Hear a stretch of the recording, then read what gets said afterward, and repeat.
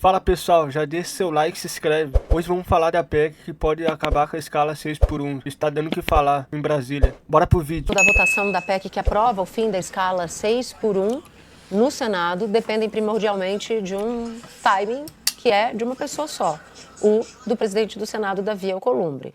Mas tem um fator eleição, há uma expectativa de uma parte do Senado de que Davi Alcolumbre não barre a proposta e há uma expectativa de uma outra parte do bolsonarismo de que ele barre ou coloque outra proposta no lugar.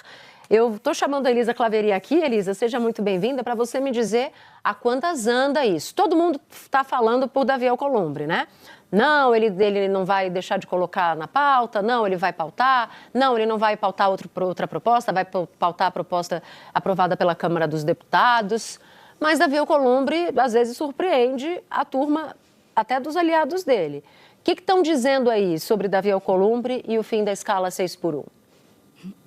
Oi, Natuza, boa noite para você, boa noite também a todos que nos assistem. O presidente do Senado, Davi Alcolumbre, ele tem o poder não apenas do timing, ou seja, o momento de votação, porque ele já disse para seus interlocutores que ele está com boa vontade com essa PEC, mas ele pode segurar essa proposta, ele pode não votar no momento em que o governo quer. E Davi Alcolumbre tem também o poder para escolher o relator dessa proposta. Então é muito poder em cima de Davi Alcolumbre. Eu falava sobre o timing, o governo tem pressa para a votação dessa proposta, porque ele quer chegar na eleição, o governo quer chegar na eleição, não apenas com a aprovação da PEC, mas com parte dos efeitos dessa PEC já em vigor. Só para lembrar que é o nosso assinante, essa PEC passou aqui na Câmara dos Deputados com uma transição de 60 dias no que diz respeito à escala, ao fim da escala 6x1 e já ao início da escala de 5 dias trabalhados e 2 dias de folga. A transição da jornada de horas é maior, ela vai ser finalizada em até 1 ano, só que o fim da escala já é em 60 dias. Então o cálculo do governo é o seguinte: se consegue aprovar no Senado em agosto, com promulgação, esse resultado da PEC, ainda que parcial,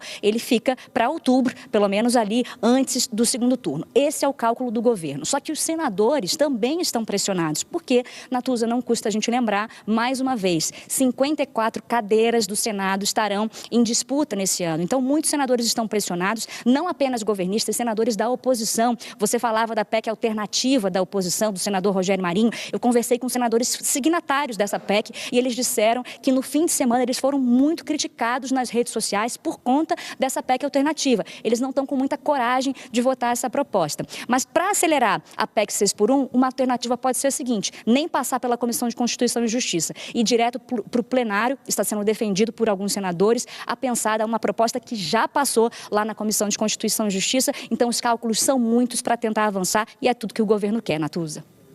Tá, Elisa, deixa eu ver se eu entendi. A oposição que estava articulando uma PEC substituta está tirando essa PEC de campo. É isso, entendi certo? Foram muito pressionados no fim de semana, Natuza.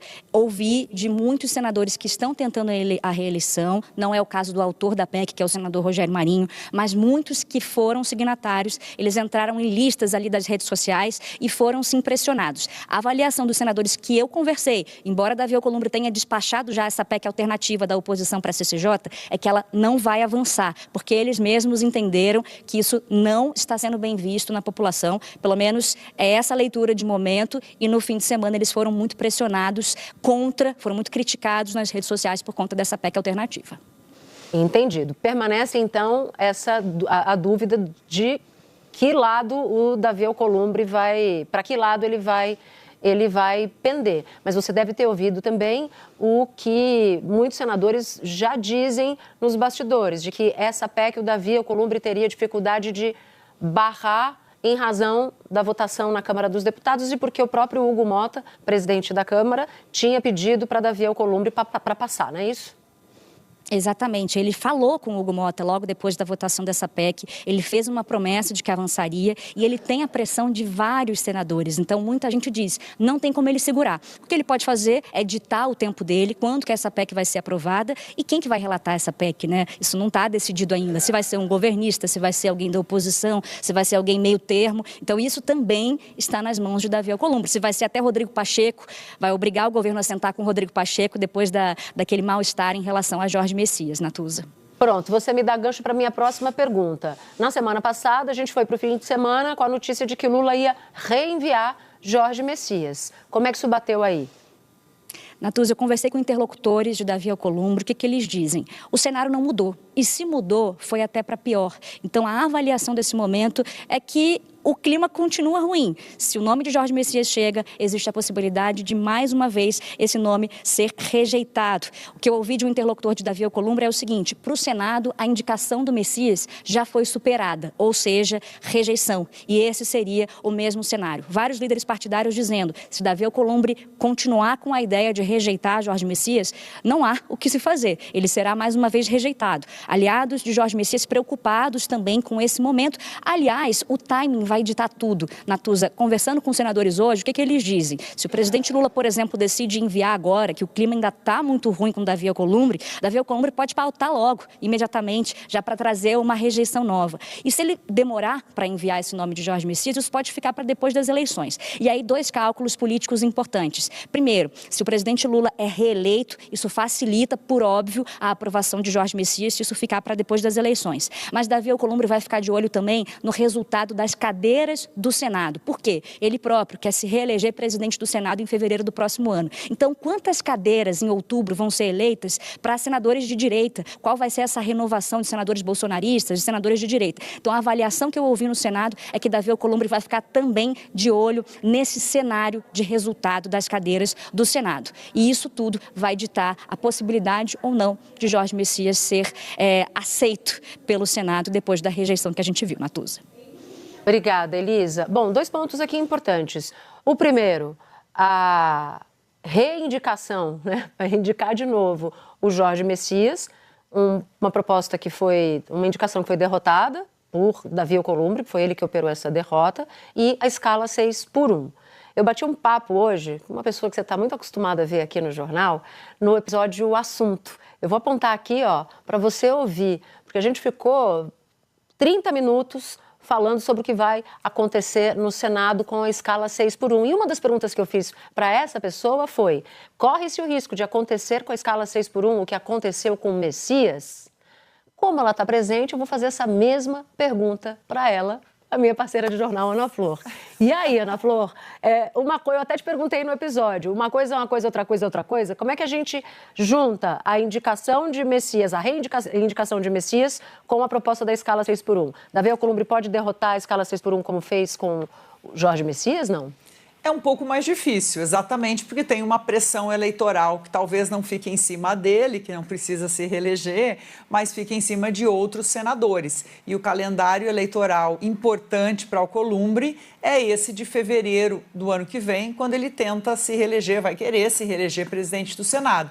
Para isso, ele tem que agradar os dois lados, ele precisa agradar os senadores. Por isso, até ele toca também essa proposta da PEC alternativa que foi proposta pela direita. Vamos ver como ela também se movimenta, porque a Elisa relatou bem. Nas redes sociais, a pressão está muito grande sobre senadores que buscam um novo mandato agora, para que não sejam contrários ao fim da escala 6-1. E a nova proposta, ela não acaba com a escala 6-1, ela flexibiliza em questão de horas e faz com que a negociação seja entre empregado e empregador.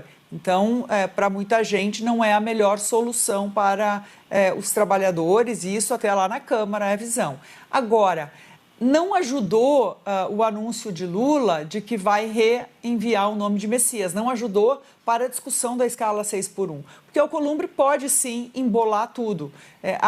Não houve reconstrução ainda da relação entre Planalto e Alcolumbre, tem uma tentativa de melhorar a relação, o próprio Rodrigo Pacheco fez sinalizações ao governo, vai que ele vira relator, né? O Alcolumbre tem dessas coisas. Ele é um senador que conhece, muito experiente, e que se pegar esse tema, o governo vai ter que negociar com ele sim.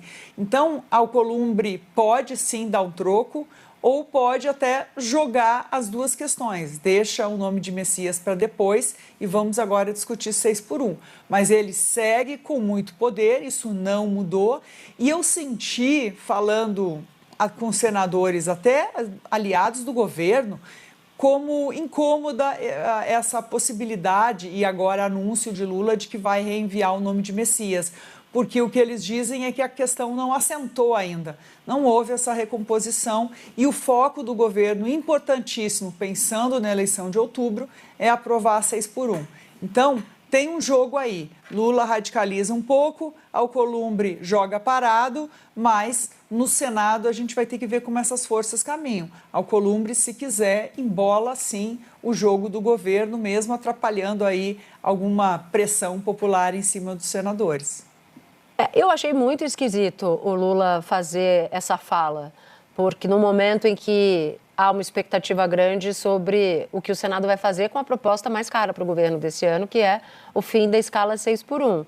E na hora eu falei assim, bom, tem cacofonia aí, né? Porque o fim da escala é prioridade para o governo, mas colocar um assunto que exaspera senadores pode atrapalhar, ou pelo menos eclipsar parte do esforço do próprio Palácio do Planalto. Obrigada, Ana Flor.